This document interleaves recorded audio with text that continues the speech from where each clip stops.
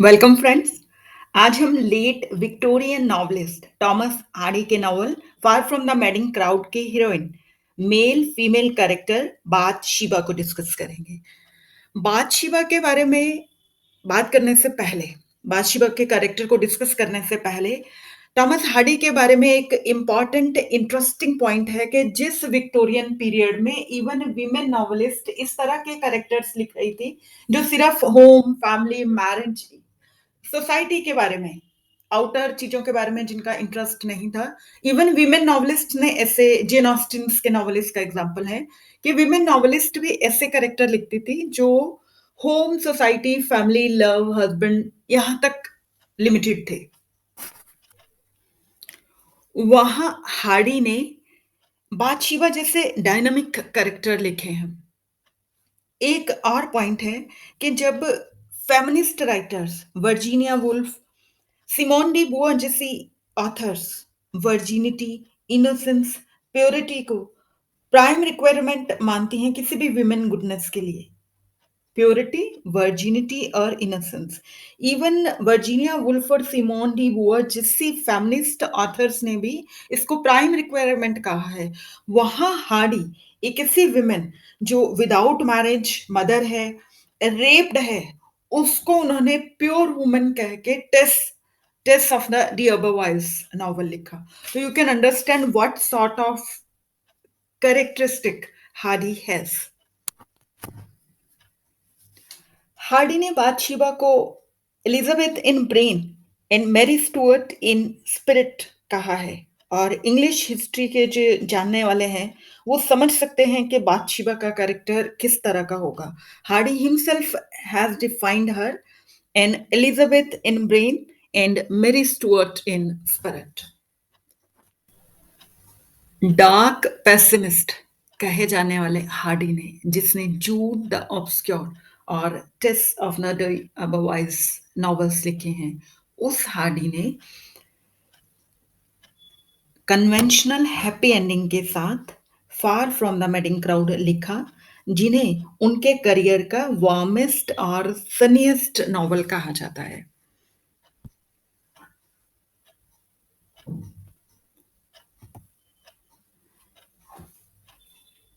Far from the madding crowd, Hardy ने इस title को लिया था टॉमस ग्रे की elegy written from a country yard poem में से। Thomas Gray pre romantic poet, transitional poet, जिन्होंने एक पोइम लिखी है elegy written in a country church yard, जो बीए सेकेंड ईयर के इंग्लिश लिटरेचर के फर्स्ट पेपर में इंक्लूडेड है। तो यहां से उन्होंने लाइन ली far from the madding crowd. लेकिन जो नेक्स्ट वर्ड्स हैं, फार from the madding crowds, ignoble strife word छूट छोड़ दिए गए। और इस तरह से ये टाइटल जो है वो आयरॉनिक हो जाता है, क्योंकि जो नॉवल है वो पोर्ट्रे करता है कि आप फार फ्रॉम द मेडिंग क्राउड हो सकते हैं सिटी लाइफ से, लेकिन इग्नोबल स्ट्राइफ वहां भी है, नेचुरल फोर्सेस के अगेंस्ट है, कैरेक्टर्स का अगेंस्ट ईच अदर है, विद इन वन सेल्फ है। Ignoble strife is going on everywhere, whether you are in the city और you are far from the madding crowd in a remote Wessex town of Weatherbury और Bath. So एक pastoral setting में rustics people की life को Hardy ने present किया, जहाँ पे वुमेन का only purpose in life love नहीं है, बल्कि जैसे नॉवल की हीरोइन है उसको ambitious, independent, headstrong, determined, free spirited show किया गया है।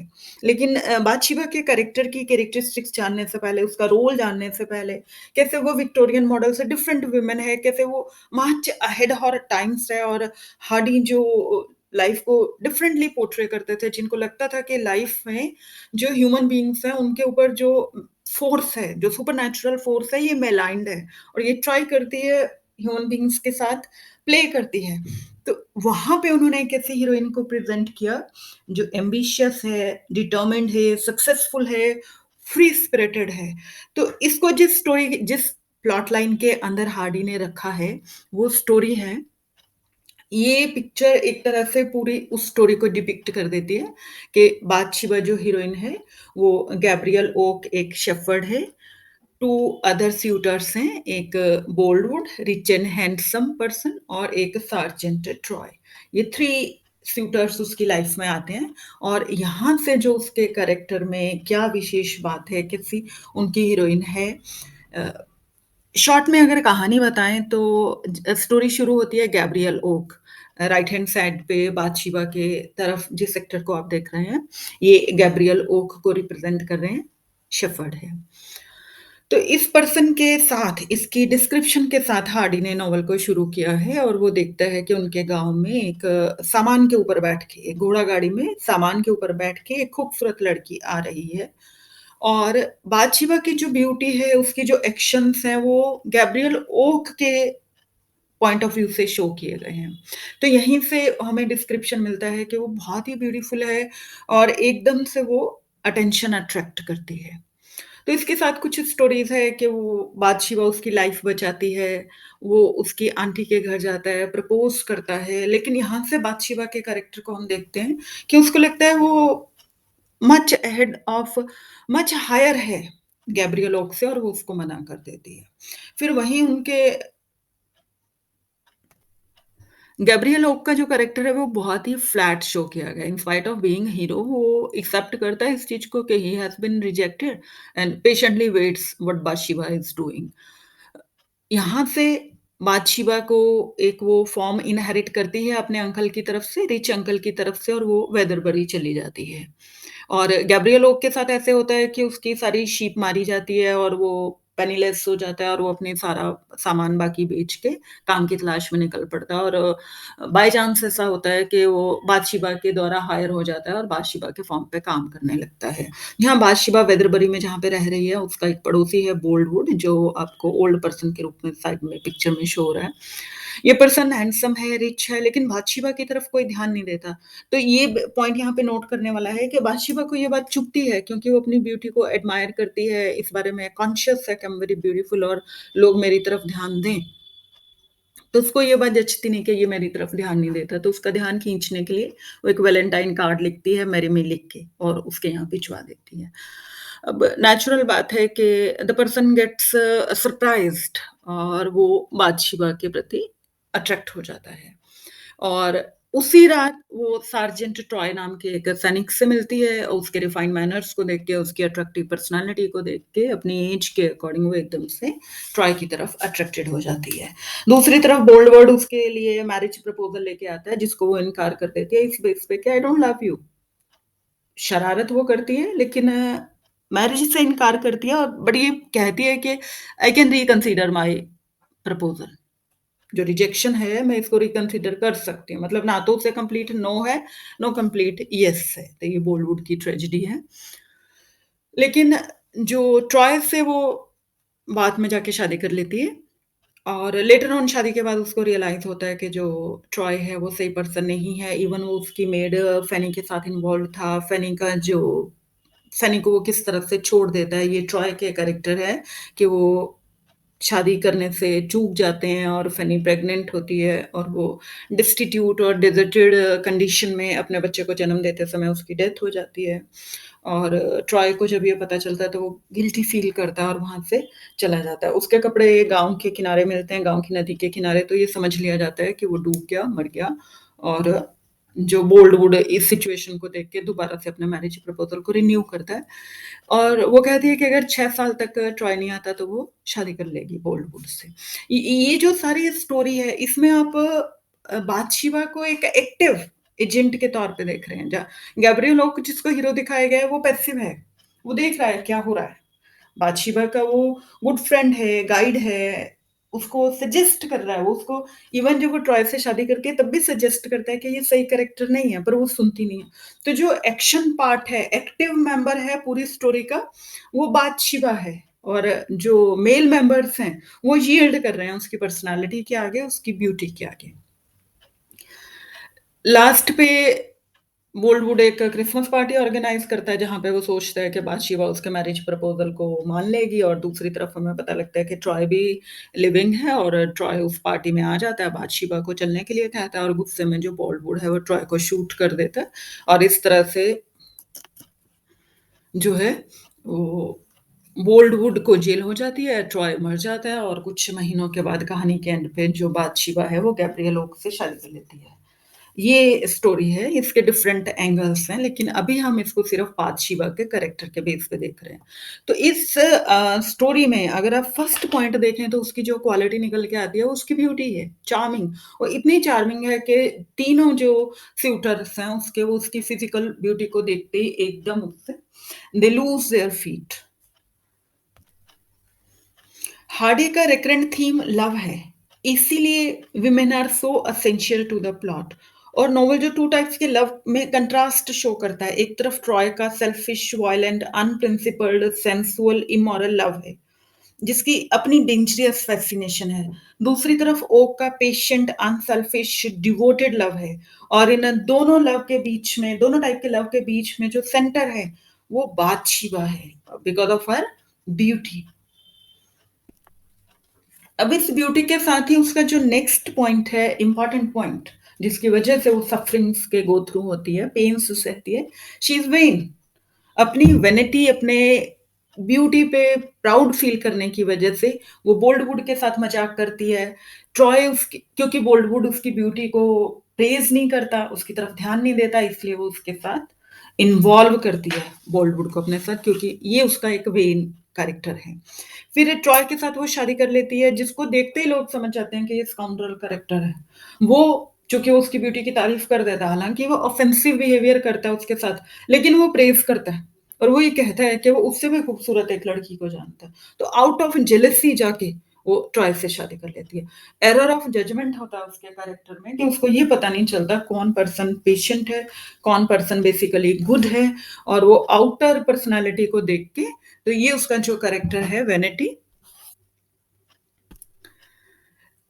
लेकिन इसी के साथ स्टोरी में हम देखते हैं कि अपने फॉर्म को, जो अपने अंकल से वो इनहेरिट करती है, वेदरबरी के अंदर जो फॉर्म, वो उसको बिना किसी मेल की हेल्प के खुद ही मैनेज करती है। अपने क्रॉप्स को लेके जाती है मार्केट में, मेल मेंबर्स के साथ वो वहाँ पे खड़ी होके मार्केट में उनको सेल करती है अपनी क्रॉप्स को। तो वो काफ़ी स्ट्रॉन्ग, एडमायरेबल और बड़े successful as a manager, farm manager वो बहुत सक्सेसफुल रहती है।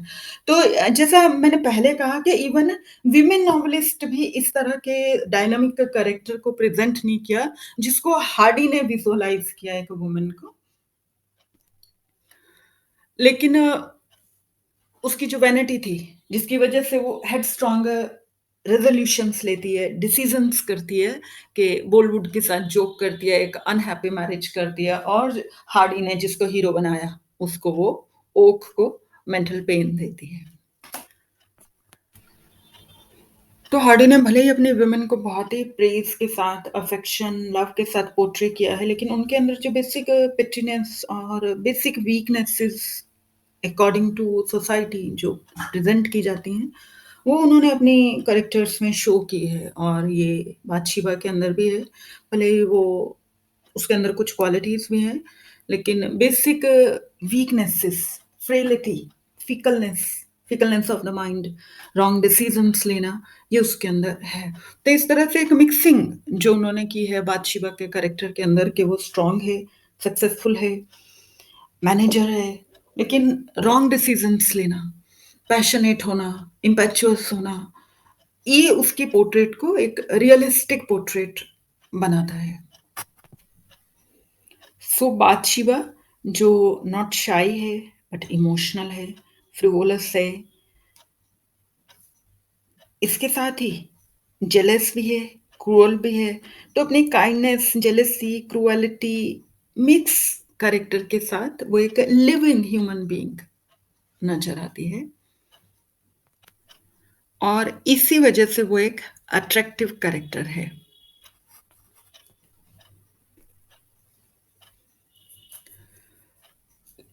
इस कैरेक्टराइजेशन के साथ और इस स्टोरी के साथ इसका एक फेमिनिस्ट एंगल और बनता है, अगर हम देखें तो जो बाथशेबा इंडिपेंडेंट थी, अपने हिसाब से काम कर रही थी, सीख रही थी, ग्रोथ पीरियड है, ये पूरी स्टोरीज़ की रादर ग्रोथ जर्नी के रूप में दिखाई देती है हमें। बट अगर आप एंड पे आके देखो, तो कितने ही पेन्स, सफरिंग्स के बाद वो ओक को एक्सेप्ट कर लेती है और उसके साथ रेपो उसका बनता है। तो अब अकॉर्डिंग टू आप नोटिस करेंगे कि हार्डी रिवॉल्यूशनरी कैरेक्टर जनरेट कर रहे हैं, लेकिन कन्वेंशनल विक्टोरियन सोसाइटी जो